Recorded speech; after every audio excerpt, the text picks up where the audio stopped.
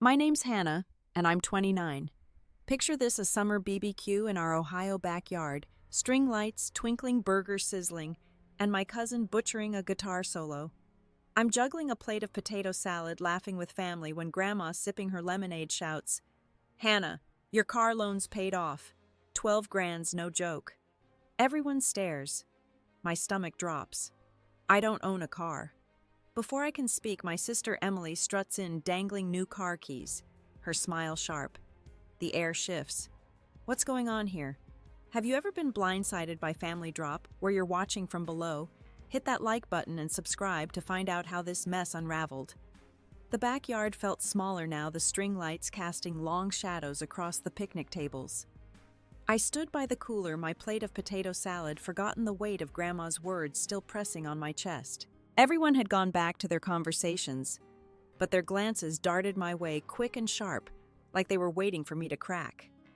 Emily was across the lawn, twirling her new car keys, her laughter loud as she showed off the red hatchback parked in the driveway.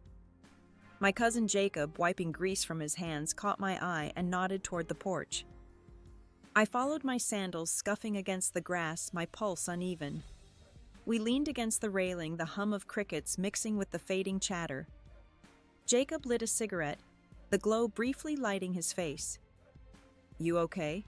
he asked, voice low. I shrugged, trying to play it off, but my throat tightened. "Grandma just said my car loan's paid." "I don't have a car, Jake." My voice cracked, betraying me. He exhaled smoke, squinting toward Emily. "Yeah, well, Emily's been at Grandma's every week cozying up. Bet she knew this was coming." His words landed like a stone in my gut. Every week. I'd been so busy grading papers, planning lessons, I hadn't noticed. I glanced at Grandma now, sitting at the picnic table, fanning herself with a paper plate. Her silver hair glinted under the lights, her smile easy, like nothing had happened. I walked over, my heart thudding, and crouched beside her. "Grandma, can we talk about what you said? About the loan?" My voice was soft, careful, like I was handling glass. She patted my hand, her rings cool against my skin. "Oh, Hannah, I must have mixed things up. Don't worry your head." Her tone was light, but her eyes flicked away, landing on Emily. My stomach twisted. Mix things up, that wasn't like her. Grandma remembered every birthday, every recipe, every story. This felt wrong. I stood, my legs shaky, and headed back toward the house, needing air. Inside the kitchen was a mess of half-eaten pies and crumpled napkins. Mom was at the counter, slicing watermelon, her knife moving too fast. "Mom." I started, leaning against the fridge. "Did you know about this, Grandma's announcement?" She didn't look up, just kept slicing the blade, thumping against the cutting board. "Hannah, it's just a misunderstanding. Let it go." Her voice was tight, like she was holding something back. I stared at her, my chest aching. Mom never dodged me like this. Growing up, she'd always been my anchor, the one who listened when Emily got the bigger gifts, the better room, the louder praise. Now she wouldn't even meet my eyes. I stepped closer, my voice firmer. "It's not a misunderstanding if Emily's driving a new car, Mom." "What's going on?" She set the knife down, her shoulders stiff, and finally looked at me. Her eyes were tired, guilty. "Hannah, don't make a scene. This is Grandma's business." My breath caught. Business? This was my name, my life tangled in some secret I didn't understand. Before I could push, Emily breezed in, her perfume, sharp and floral. "Hannah, you're not still sulking, are you?" she said, grabbing a soda from the fridge. Her smile was all teeth, her keys jangling in her hand. "Some of us just get lucky, you know." My hands clenched at my sides, heat rising in my cheeks. Lucky I'd spent years scraping by, teaching kids who barely listened, saving for a house I could barely afford. Emily flitted through jobs, always landing on her feet, always with someone, Grandma, Mom, Dad, catching her. I wanted to snap back to ask why she always got the spotlight, but the words stuck. Instead, I turned and walked out the screen door, slamming behind me. Outside, the BBQ was winding down, kids chasing fireflies, uncles packing up coolers. I sank onto a lawn chair, my mind racing. Jacob's words echoed every week. Emily and Grandma plotting something, and I was the last to know. Then I saw it on the picnic table, half hidden under a stack of plates, Grandma's old recipe book, leather-bound, dog-eared from years of use. I'd always loved flipping through it, tracing her handwritten notes, feeling connected to her. I reached for it, needing something familiar, but when I opened it, my breath stopped. On the page for her famous peach cobbler, my name, Hannah, was scratched out, replaced with Emily's in fresh ink. My heart sank heavy and cold. It wasn't just a car alone, a mistake. It was me erased and Emily chosen. I closed the book, my hands trembling, and looked across the yard. Grandma was laughing with Emily, her hand on her shoulder, and I felt like I was disappearing. I sat in that lawn chair, the recipe book heavy in my lap, its worn leather pressing against my palms. The backyard was emptying out, the last of the fireflies flickering in the dusk, but my mind was stuck on that scratched-out name. My chest felt tight, like I couldn't get enough air. I wanted to march over to Grandma, demand answers, but my legs wouldn't move. Instead, I watched Emily, her laugh carrying across the yard, as she posed by her new car cousins, snapping photos. Each flash of their phones felt like a jab, a reminder of what I'd been left out of. Jacob wandered over, tossing his cigarette butt into the grass. He slouched beside me, his work boots scuffing the dirt. "You see it too, don't you?" he said, nodding toward Emily. "She's been playing this game for months. Little gifts, extra visits, sweet-talking Grandma into thinking she's the golden kid." I swallowed, my throat dry. "Why didn't you tell me?" I asked, my voice barely above a whisper. He shrugged, looking guilty. "Didn't think it'd go this far. Thought it was just, Emily being Emily." His words stung. Even Jacob, the one cousin I trusted, had let this slide. I stood brushing grass off my jeans and headed for the drink table, needing something to do with my hands. My fingers closed around a cold soda can, the condensation slick against my skin. As I cracked it open, my Aunt Lisa bustled by, balancing a tray of empty cups. She paused, her earrings glinting in the fading light, and leaned in close. "Hannah, don't take it personal," she said, her voice low, conspiratorial. "Your grandma's always had a soft spot for Emily. Paid off her phone bill last year, too. You didn't know." My grip tightened on the canned soda, fizzing over the edge. "Phone bill." "No, I didn't know. Nobody told me anything." I forced a nod, my jaw clenched, and Lisa hurried off, oblivious to the bomb she'd just dropped. The backyard spun a little, the chatter and clinking dishes blurring into noise. I set the soda down untouched and slipped back into the house, my sandals silent on the hardwood. The kitchen was quieter now, Mom gone, only a few stray napkins littering the counter. I leaned against the sink, staring out the window at the driveway where Emily's car gleamed under a street lamp. My reflection stared back, pale and tired, like a stranger. How long had this been going on? How many times had Grandma chosen? Emily handed her things I'd worked years for while I was out there teaching, saving, trying to build something. A memory hit me sharp and unbidden. I was 12, sitting at Grandma's dining table, proudly showing her my science fair ribbon. First place my name in the school paper. She'd smiled, patted my head, then turned to Emily, who'd drawn a glittery picture of a cat. "Look at this artist," Grandma had said, taping Emily's drawing to the fridge. My ribbon stayed on the table, forgotten. I'd brushed it off, then told myself it didn't matter.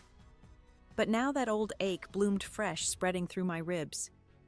It wasn't just a car loan. It was a pattern etched deep, and I'd been too busy, too trusting to see it. I stepped outside again, the evening air cool against my face. The BBQ was nearly over, only a few stragglers left, folding chairs and stacking plates. I spotted Mom by the grill, scraping it clean, her movements sharp, like she was angry at the metal. I started toward her, determined to get answers, but Emily cut me off, her car keys still dangling from her finger. "You're not going to make this a thing, are you?" she said, her voice sweet but edged like honey over a blade. "Grandma just wants to help me out." "You're fine, Hannah. You've got your job, your life." Her words sliced, each one a reminder of what she thought I was: stable, boring, not worth the spotlight. I opened my mouth, ready to fire back, but my phone buzzed in my pocket, loud and insistent. I pulled it out, the screen glowing with a text from my dad. "Let it go, Hannah. Don't upset your grandma." My breath caught, my fingers tightening around the phone. Dad, too, I looked up, searching for him in the yard, but he was already heading to his car, his shoulders hunched. Emily smirked like she knew she'd won and sauntered off toward her car. I stood there alone in the dimming light, the weight of their silence pressing down. This wasn't just a misunderstanding. It was a secret, a choice, and I was on the outside staring in. I stood frozen in the backyard, my phone still glowing with Dad's text, his words like a slap, "Let it go." The air felt thick, the last of the BBQ guests trickling out, their car doors slamming in the distance. Emily's red hatchback gleamed under the street lamp, a taunting reminder of everything I didn't understand. My fingers trembled as I shoved my phone into my pocket, the urge to scream clawing at my throat. Instead, I grabbed a stack of paper plates from the picnic table, needing something, anything to keep my hands busy. The plates crinkled under my grip, cheap and flimsy like the excuses piling up around me. Aunt Lisa was nearby folding tablecloths, her bracelets jangling as she worked. She glanced over, her lips pursed like she was itching to say something. I braced myself, knowing her gossip never came without a sting. "Hannah," she said, her voice low, almost pitying, "you didn't think this was just about the car, did you? Your grandma's been bailing Emily out for years. Credit cards, that fancy phone, even her rent once." She shook her head, folding the cloth with a snap. "We all figured you knew." My stomach lurched, the plate slipping in my hands. Years. Not just a one-time gift, but a whole system built behind my back. I forced out a weak, "No, I didn't," my voice barely audible over the hum of the evening. Lisa's words burned, each one a spark catching fire in my chest. I dropped the plates onto the table, my hands shaking, and turned away, needing space. The backyard was nearly empty now, just a few cousins lingering by the cooler, their laughter distant like it belonged to another world. I headed toward the house, my sandals catching on the uneven grass, my mind racing. How could I have missed this? I'd been so caught up teaching grading essays until midnight, saving every penny for a house I could call mine.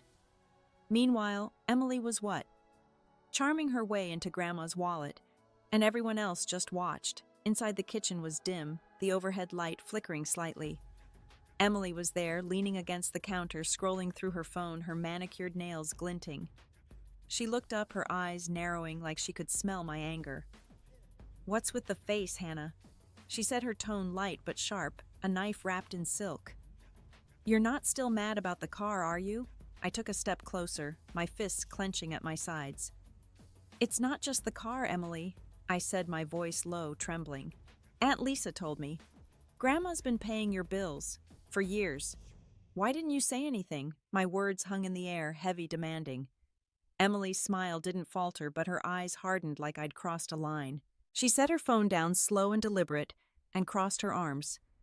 "Grandma chose to help me, Hannah. She sees I need it. You're fine, aren't you? Miss Independent with your teacher job and your savings account?" Her voice dripped with mockery, each word slicing deeper. I felt my face flush, heat rising in my cheeks. Fine. I'd clawed my way through student loans, worked summers at greasy diners while she partied and flunked out of college. And Grandma saw her as the one who needed help. Before I could answer, Dad walked in, his flannel shirt, rumpled a beer can in his hand. He must have caught the tail end because his face tightened. "Hannah, enough," he said, his voice gruff like I was a kid throwing a tantrum. "Your grandma's just doing what she thinks is right. You've got a good life. Be grateful." Grateful. The word hit like a punch, knocking the air out of me. I stared at him, my eyes stinging, waiting for him to say something else to take it back. But he just took a swig of his beer, his gaze sliding away, landing on Emily. She smirked like she'd won some silent battle. My throat burned, tears threatening to spill, but I swallowed them down. I turned and walked out, the screen door creaking behind me, my heart pounding so loud it drowned out the crickets. Outside, the air was cooler, but it didn't calm me. Dad's words echoed, mixing with Emily's taunts. Lisa's gossip, all of it swirling into a truth I couldn't ignore. My family had picked a side, and it wasn't mine. I sank onto the porch steps, my elbows on my knees, staring at the ground. A memory flickered, uninvited me at 16, showing Grandma my honor roll certificate. Her smile faint as she said, "That's nice, but look at Emily's cheer routine." That old hurt bloomed again, raw and sharp, and I realized it had never really left. The porch steps dug into my thighs, the wood rough against my skin, but I barely noticed.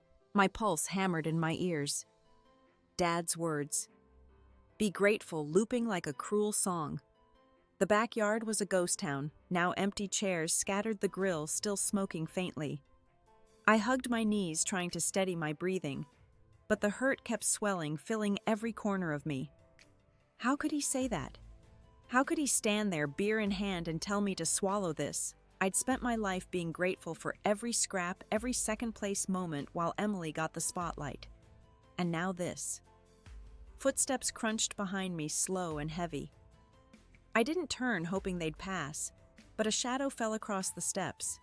Ethan, my boyfriend, crouched beside me, his work boots dusty from a long day at the shop. His hand hovered near my shoulder, hesitant like he wasn't sure I'd break. Hannah, you okay? He asked, his voice soft but steady, the kind that usually grounded me. I shook my head, my throat too tight to speak. He sat the step, creaking under his weight, and waited.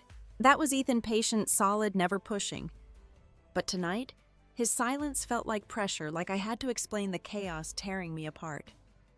I don't know what's happening, I finally said, my voice hoarse, barely mine. Lisa said Grandma's been paying Emily's bills for years. Dad thinks I should just accept it, like it's nothing. My fingers dug into my jeans, the fabric bunching under my nails.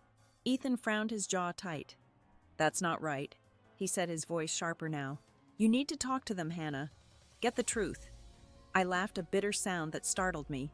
Truth? I'd been begging for it all night, and all I got was deflections, smirks, and orders to stay quiet. I stood pacing the porch, my sandals slapping the wood. The air smelled of charcoal and cut grass, but it couldn't clear the fog in my head. Ethan watched, his eyes searching like he wanted to fix this, but didn't know how. What if I make it worse? I said, stopping to face him. What if I push and they all turn on me? My voice cracked, the fear spilling out. He stood, closing the gap between us, his hands gentle on my arms. You're not the one making this worse, he said. They are. You deserve answers. His words were a lifeline, but they also terrified me. Answers meant confronting the people I loved, risking the fragile threads holding our family together. A car engine roared to life in the driveway, headlights sweeping across the yard. Emily's hatchback pulled out, her silhouette sharp against the glow. She was leaving free and unbothered while I was stuck here unraveling. My chest ached, a deep hollow pain that made it hard to breathe.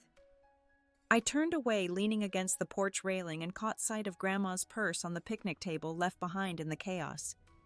It was open papers peeking out, and something else, a photo half tucked under a napkin. My feet moved before I could think, carrying me across the grass. I lifted the napkin, my fingers trembling, and pulled out the photo.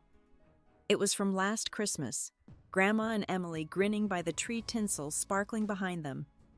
My face should have been there.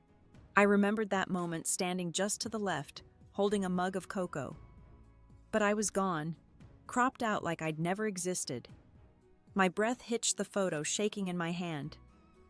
This wasn't an accident. It was a choice, deliberate and cold, and it cut deeper than any loan or car. I clutched the photo, my nails biting into the glossy paper, and felt something break inside me, a quiet snap that left me raw. Voices drifted from the house, Mom calling for someone to grab the leftovers. I shoved the photo into my pocket, my heart racing, and started back toward the porch. Ethan was there, watching, his face etched with worry. What is it? He asked, stepping closer. I opened my mouth, but no words came. How could I explain this?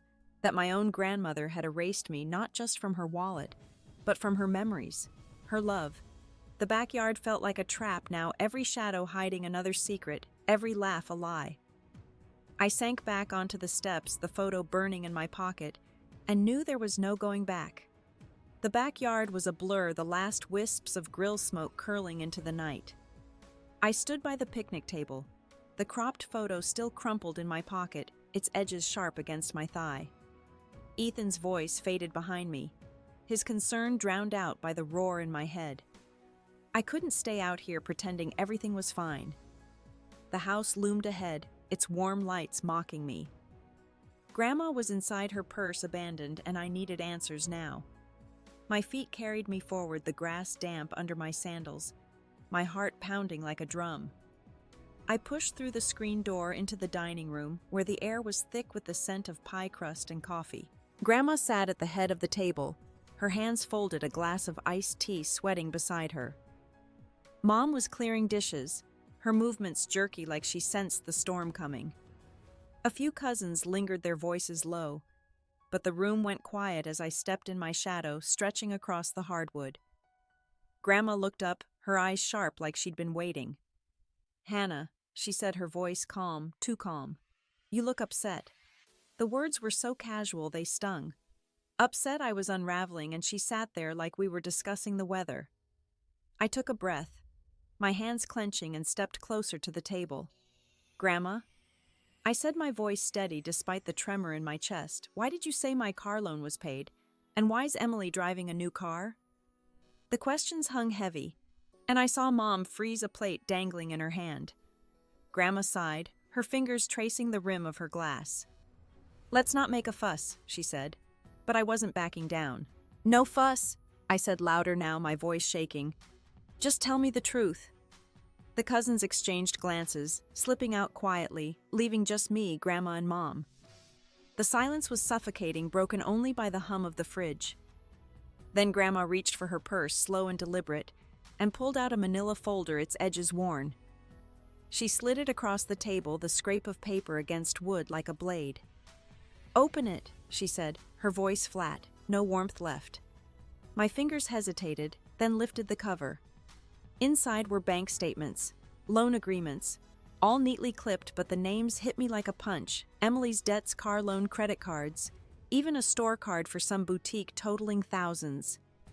And there on the top document, my name, Hannah Marie, listed as the co-signer for the car loan. 12 grand tied to me without my knowledge. My vision blurred, the words swimming. "What is this?" I whispered, my voice breaking. "Why's my name here?" Grandma leaned back, her face unreadable. "Emily needed help," she said like it was obvious. "She's got dreams, Hannah, big ones. You're steady, always have been. I knew you'd be fine." "Fine." The word echoed, twisting the knife. My mouth went dry, my hands gripping the folder so tight the paper creased. I looked at Mom, desperate for her to say something, anything, but she stared at the floor, her lips pressed thin. "You knew?" I asked her. My voice barely a whisper. She didn't answer, just turned and stacked plates in the sink, the clatter loud in the silence. My legs felt weak, but I stayed standing, the folder trembling in my hands. "You used my name," I said to Grandma, my voice rising raw. "You tied me to her debt without asking me." Grandma's eyes flickered a hint of guilt, but she straightened, her voice firm. "I did what I thought was best. Emily's my priority. She's carrying our family's spark." Spark. The word burned, each syllable a betrayal. I'd spent my life proving myself, teaching kids, saving for a future, being the steady one, and it wasn't enough. Emily's charm, her flash had won, and I was just collateral. I sank into a chair, the folder spilling open papers fanning across the table. My chest heaved, each breath a struggle, like the room was running out of air. Grandma watched me, her face a mask, no apology, no regret. Mom's silence was louder than any words, her back still turned like I was invisible. The dining room walls seemed to close in, the family photos on the shelf, me, Emily. Grandma smiling, mocking me. I wanted to scream, to tear the papers apart, but all I could do was sit there, the truth crashing over me like a wave pulling me under. The dining room floor was cold against my palms, my phone lying where I'd dropped it, its screen still glowing with that cursed loan app. Grandma's note. "Emily's my legacy," lay crumpled nearby, its words branded into me. The house was silent now. Mom and Greg gone. Grandma's chair empty. My tears had dried, leaving my face tight and raw, but the ache in my chest hadn't faded. It was 3 a.m., the world asleep, but I was wide awake, a fire kindling deep inside, small but fierce. I couldn't sit here broken. Not anymore. I stood, my legs shaky, and grabbed my keys from the counter. The drive to my apartment was a blur, streetlights streaking past my hands tight on the wheel. Ethan was waiting when I got home, sprawled on the couch, his carpenter's apron still on. He sat up, eyes heavy with worry. "Hannah, what happened?" he asked, his voice rough from sleep. I sank beside him, my head in my hands, and told him everything: the folder, my name on the loan, Grandma's note, the family's texts. Each word felt like lifting a stone, heavy but necessary. Ethan's face hardened, his hand resting on my knee. "They can't do this," he said, his voice low, angry. "Your credit, your future, it's not their plaything." I nodded, my throat tight. He was right, but the fear still gnawed at me. Fear of losing them, of being the one who broke our family. Yet the alternative was worse, letting them erase me, letting my dreams drown in Emily's debts. I straightened, my resolve hardening. "I need to fix this," I said, my voice steadier than I felt. "I need a lawyer." By morning, the apartment smelled of coffee, Ethan brewing a pot while I scrolled through my phone searching for legal help. My hands trembled, but I kept going, fueled by a quiet fury. I found Rachel, a lawyer in Town 35, with a website promising fierce advocacy for fraud cases. Her photo showed sharp eyes and a warm smile, someone who'd fight but listen. I called, my voice catching as I left a voicemail explaining the loan, my name, Grandma's betrayal. Hanging up felt like a step, small but real, like planting a flag in my own defense. Ethan handed me a mug, the warmth seeping into my palms. "You're doing the right thing," he said, sitting across from me. I sipped the coffee, its bitterness grounding me, and opened my laptop. We spent the morning researching credit fraud. Ethan scribbling notes on a legal pad, his handwriting messy but determined. "If your name's on that loan, you could be liable." He read from a site, his brow furrowed. "But you can dispute it, prove you didn't consent." His words were a lifeline, pulling me from the chaos of last night. I wasn't helpless. I could fight. My phone buzzed, a text from Mia, my coworker, checking in after I'd missed a staff meeting. I hesitated, then called her, needing someone outside the family. Her voice was bright, then soft as I spilled the story, my words tumbling fast.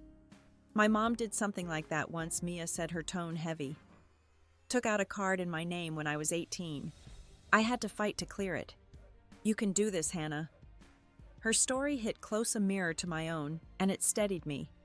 I wasn't alone. Others had faced this and won.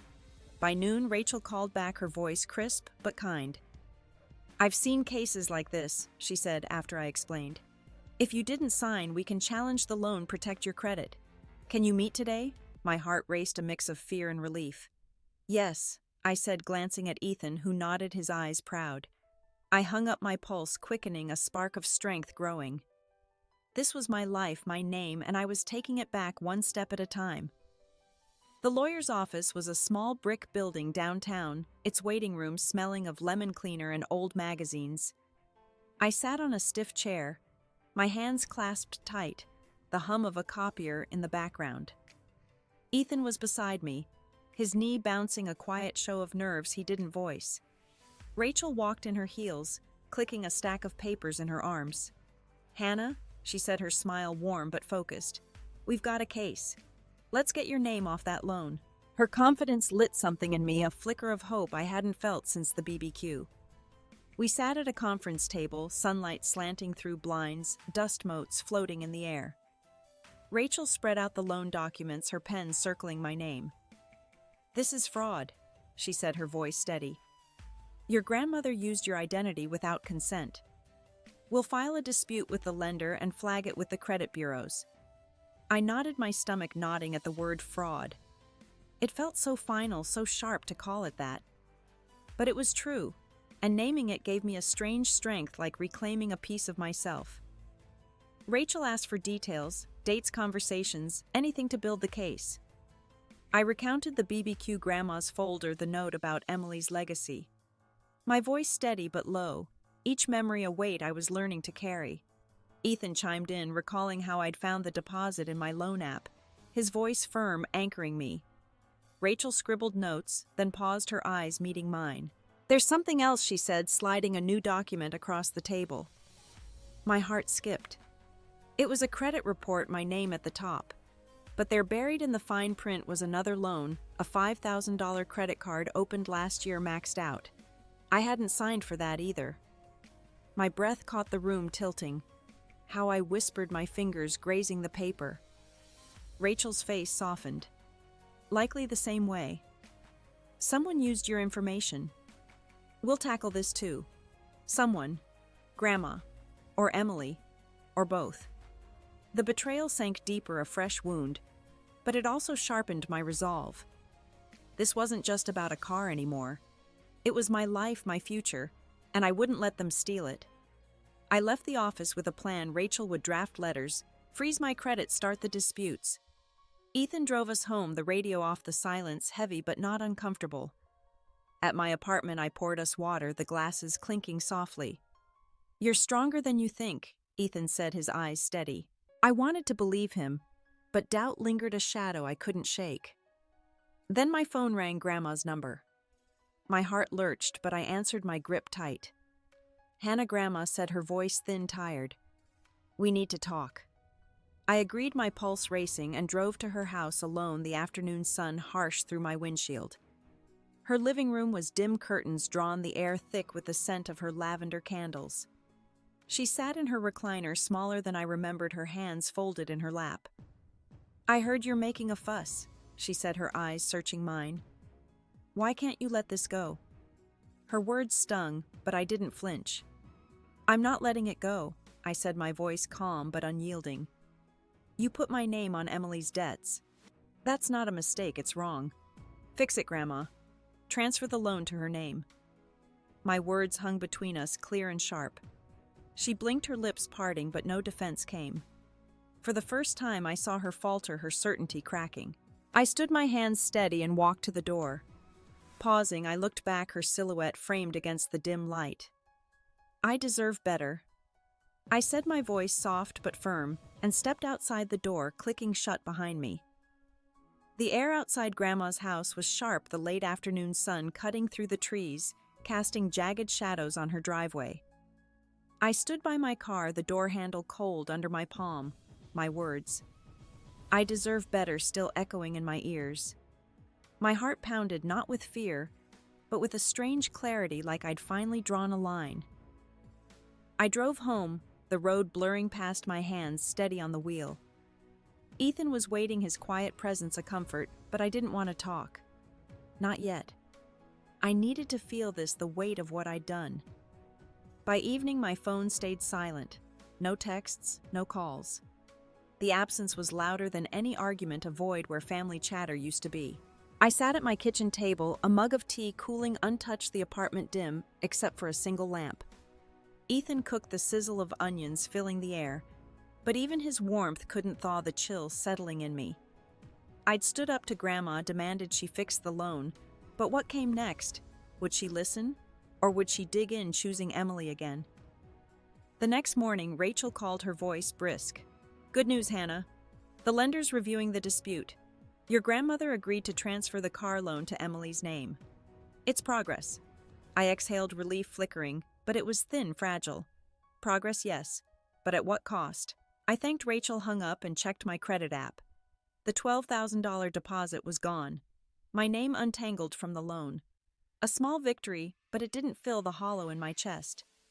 I'd fought for my name, but my family felt further away than ever. A week later, Mom invited me to a family dinner, her text short, almost formal. I hesitated, my thumb hovering over the screen, but Ethan nudged me. "Go," he said, his eyes gentle. "You need to see where they stand." I nodded, dread pooling in my stomach, and drove to Mom's house, the familiar street lined with oaks, now feeling foreign. The dining room was crowded, aunts, uncles, cousins, but Grandma's absence hit like a missing tooth. Her chair sat empty, a silent accusation. I took my seat, my fork heavy, the clink of dishes too loud. Mom served lasagna, her hands unsteady, avoiding my gaze. The table buzzed with small talk, weather, football, anything but the loan. Then Emily walked in late, her hair swept up, no car keys in sight. She sat across from me, her smile tight like a mask that didn't fit. "Heard you got your way," she said, her voice low, cutting through the chatter. Heads turned, forks paused. My throat tightened, but I met her eyes unflinching. "I got my name back," I said, my voice even. "That's all." Her lips twitched a flash of anger, but she said nothing, just stabbed her lasagna. Aunt Lisa broke the silence, her voice too bright. "Well, it's all sorted now, right? No need to dwell." Her words were a dismissal, a plea to move on, but they grated, sorted. My credit was clear, but the rift wasn't. I glanced at Mom, hoping for something, a nod, a word, but she busied herself with the salad. Her silence a wall. Dad at the table's end sipped his water, his face blank, offering nothing. The room felt smaller, the air thick, their avoidance louder than any apology. I'd won a battle, but the war was still here, unspoken, heavy. The lasagna sat heavy on my plate, steam curling up, but my appetite was gone. The dining room hummed with forced cheer, cousins passing rolls, uncles debating car repairs, but their voices felt distant, like a radio tuned to the wrong station. Emily's jab, "Heard you got your way," lingered a splinter under my skin. I kept my eyes on my fork, tracing its tines, avoiding the glances darting my way. The table was a minefield, every word a potential spark, and I was tired of explosions. Jacob, sitting to my right, nudged my elbow, his voice low. "You did what you had to," he said, his eyes steady, the only warmth in the room. I nodded, a faint gratitude flickering, but it didn't ease the weight. Across the table, Emily laughed at something too loud, her earrings catching the light. The sound grated, a reminder of her ease, her ability to glide through this mess untouched. I wondered if she felt the shift the way the family's glue was cracking, or if she just didn't care. Mom stood gathering empty plates, her hands unsteady, avoiding my gaze. "Anyone want seconds?" she asked, her voice strained, a plea for normalcy. No one answered. Dad cleared his throat, shifting in his seat, but his silence said more than words. I caught Aunt Lisa whispering to a cousin, her head tilted, eyes flicking toward me. The word greedy floated over, sharp and deliberate, meant for me to hear. My chest tightened, heat rising in my throat. Greedy, for wanting my name clear, my life untainted by their choices. I set my fork down, the clink loud in the quiet. "I'm not greedy," I said, my voice soft but clear, cutting through the chatter. Heads turned, eyes wide, like I'd broken an unspoken rule. Emily's smile faltered, her napkin crumpling in her hand. "I just wanted what was mine," I added, my gaze sweeping the table, landing on Mom. She froze, a plate in her hands, her lips parting but no words coming. The room held its breath, the air thick with unspoken truths, and for a moment I thought she'd speak, bridge the gap. But she turned away, stacking dishes, her silence a blade. Later at home, I scrolled through my phone, the screen glowing in the dark. A group chat, once lively with family jokes, was dead, my name absent from their plans.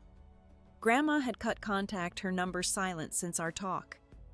Emily's social media was buzzing posts about her new ride, her life untouched, while mine felt like ash. I set the phone down, my hands cold, and found an old voicemail buried in my archives from Grandma years ago. "Hannah, you're so strong," she'd said, her voice warm, proud, after I'd landed my teaching job. I played it, the sound tinny, and tears pricked my eyes. That woman was gone, replaced by someone who saw me as expendable. I curled up on the couch, the apartment quiet, except for Ethan's soft snoring from the bedroom.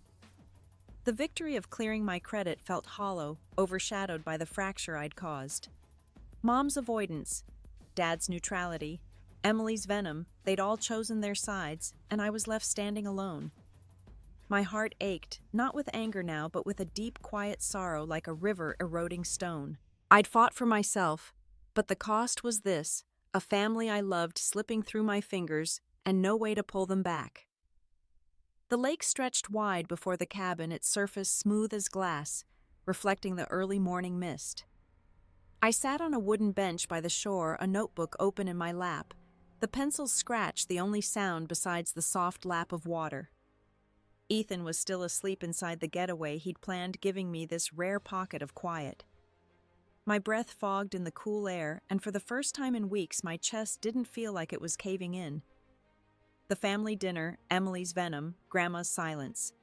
They were still there, but out here they felt smaller, like stones I could carry instead of boulders. I wrote my words, spilling fast, not polished, but honest.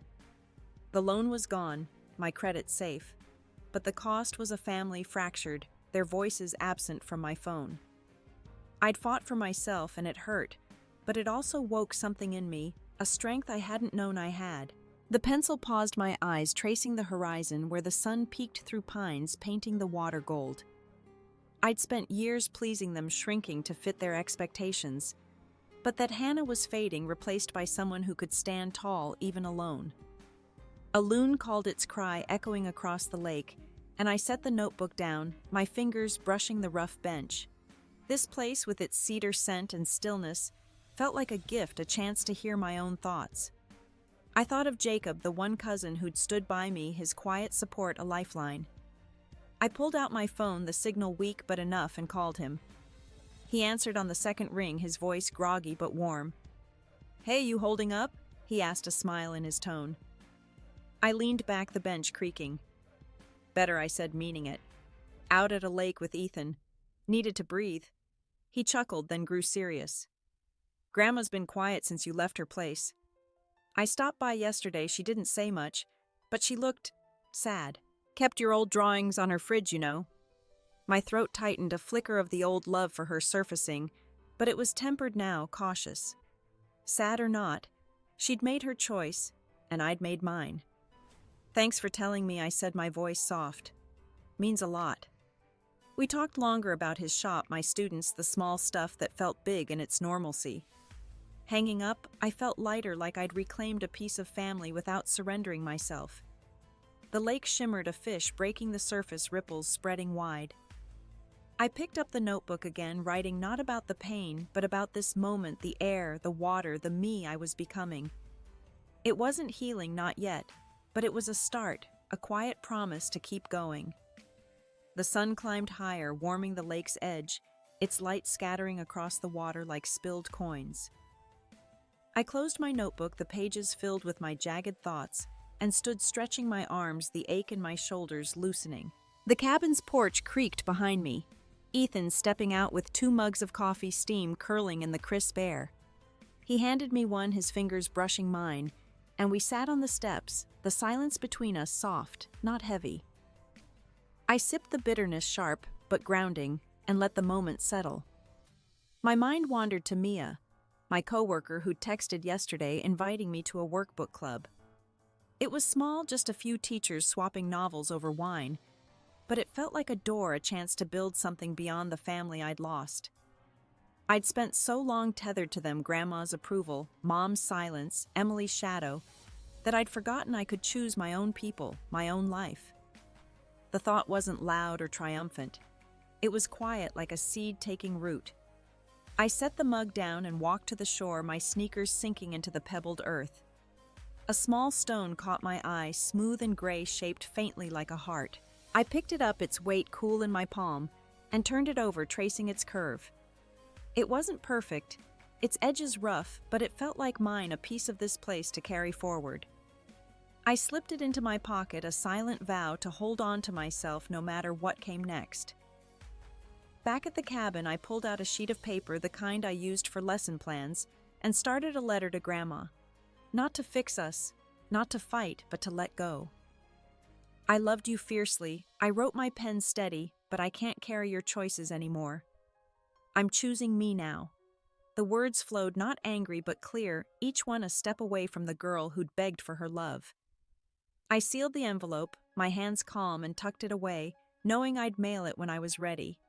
A memory surfaced, not of hurt, but of me at 23, my first day teaching, standing before a room of restless kids, my voice shaky, but growing stronger. I'd built that life, not Grandma, not Emily, just me. That strength was still there, deeper now, tempered by this summer's fire. I leaned against the porch railing, the lake stretching endless before me, and breathed slow, the stone in my pocket, a quiet anchor. The hurt wasn't gone, but it was lighter, and I was ready to walk on. A month passed, and my apartment felt different now, like it was truly mine. The morning light slipped through the blinds, painting soft stripes across the hardwood, and I sat at my small kitchen table, a notebook open, my pen sketching out a budget. Not just numbers, but a plan, a solo trip to the coast, a few days by the ocean, to mark the start of something new. My savings account was growing again, each deposit a quiet victory, proof I could build a life on my terms. I'd mailed the letter to Grandma 2 weeks ago, the envelope plain, my handwriting steady. No reply came, and I hadn't expected one. Jacob called, sometimes his voice a bridge to the family I'd left behind. He'd visited Grandma's house, found her quieter, her kitchen table cluttered with old photos, some of me as a kid, gap-toothed and grinning.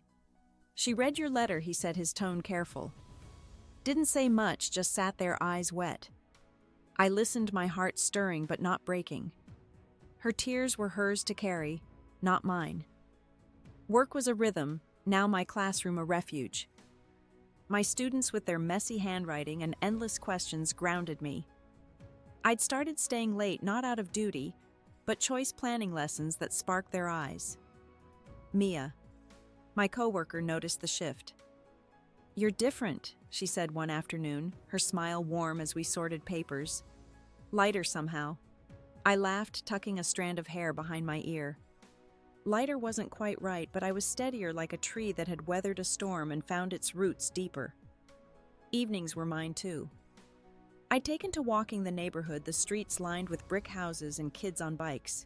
The air smelled of fresh-cut lawns, and I'd listened to the hum of life dogs barking, sprinklers hissing, letting it wash over me. One night I stopped by a corner bookstore, its windows glowing, and bought a novel, something small but deliberate, a gift to myself. Reading it on my couch, the pages soft under my fingers, felt like reclaiming time I'd once given away. Ethan and I talked more, not just about the past, but the future, dreams of a house, a garden, a life we'd build together. His steadiness was a gift, but I didn't lean on it like before. I was learning to stand on my own, not out of pride, but necessity, and it made our moments sweeter. We cooked dinners, laughed over burnt toast, and I saw myself in his eyes, not the hurt girl from the BBQ, but someone whole, growing. I set the pen down, my budget complete, and leaned back, the chair creaking softly. The apartment was quiet, just the tick of a clock and the distant hum of traffic. I wasn't healed, not fully, but I was here, breathing, choosing my steps. The past was a shadow, still there, but fainter, and I was ready to walk into the light, one steady moment at a time. The coffee shop was tucked on a quiet street, its windows steamed from the autumn chill. I sat by the counter, the scent of espresso mingling with the rustle of turning pages. Jacob slid into the seat across from me, his jacket damp from a light drizzle, a grin softening his usual gruffness. "You look good," he said, stirring sugar into his coffee. I smiled, cradling my mug, its warmth seeping into my hands. Good wasn't the word, but I was steady, like a boat finding its balance after a storm. We talked about small things, his new client at the shop, my students' latest antics, but the air shifted when he mentioned Mom. "She's been asking about you," he said, his voice careful. "Wants to have you over, just the two of you." My fingers tightened on the mug, a reflex, but I nodded. "I'll call her," I said, meaning it. Not to fix everything, but to start somewhere with boundaries I'd learned to draw. Mom's silence at the dinner had hurt, but I saw her now as flawed human, not a wall I had to climb. The conversation drifted, and I found myself telling Jacob about the book club Mia and I had started. It was small, a handful of us in her living room, dissecting stories over tea, but it felt like a home I'd built brick by brick. "It's nice," I said, my voice soft, "having people who see me for me." Jacob nodded, his eyes kind, and I realized how far I'd come, not running from the past, but stepping past it, choosing who I'd let in. Later, alone in my apartment, I stood by the window, the city lights blurring in the rain. A wooden frame sat on the sill, holding that heart-shaped stone from the lake, a note tucked beneath it in my handwriting, "You are enough." I touched the stone, its smoothness a quiet truth. The lesson wasn't loud or grand. It was this: my worth didn't live in Grandma's choices, Emily's victories, or Mom's approval.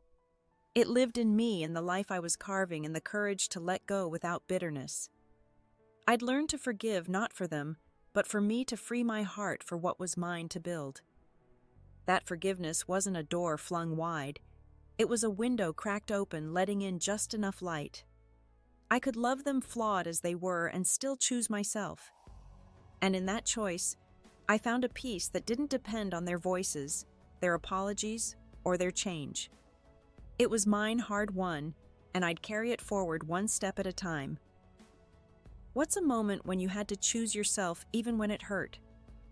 Drop it in the comments. I'd love to hear your story. If this resonated, please give it a like, subscribe to join this journey, and share it with someone who might need it. Thank you for being here, for listening, and for carrying your own light. Here's to healing, to growing, and to finding our way.